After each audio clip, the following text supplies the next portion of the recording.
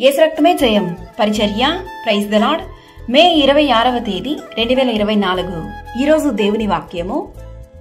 కోట్లల్లో ధాన్యమున్నదా? ద్రాక్ష చెట్లైనను, అంజురపు చెట్లైనను, దానిమ్మ చెట్లైనను, ఒలివ చెట్లైనను ఫలించకపోయెను గదా. అయితే ఇది మొదలుకొని నేను మిమ్మును ఆశీర్వదించెదను. హగ్గయి 2వ అధ్యాయం 19వ వాక్యము.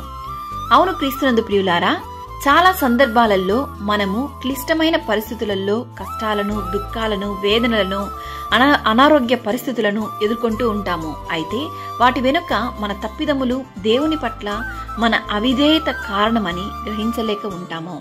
కావున దేవుడు ఈరోజు ఈ వాక్యం ద్వారా మనతోనే మాట్లాడుతున్నాడు.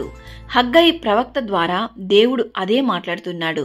ఇది వరకు కోట్లల్లో ధాన్యమున్నదా? ద్రాక్ష చెట్లైనను, అంజురపు చెట్లైనను, దానిమ్మ చెట్లైనను, ఒలివ చెట్లైనను ఫలించకపోయెను గదా.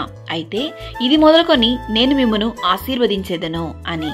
కనుక ఈరోజు ఈ వాక్యం వింటున్న ప్రియ సహోదరి సహోదరులారా, మనము మన తప్పిదములను దేవుని సన్నిధిలో ఒప్పుకొని సరిచేసుకొనిన ఎడల ఆశీర్వాదములు దేవుడు మనకు అత్యధికముగా అనుగ్రహించెను.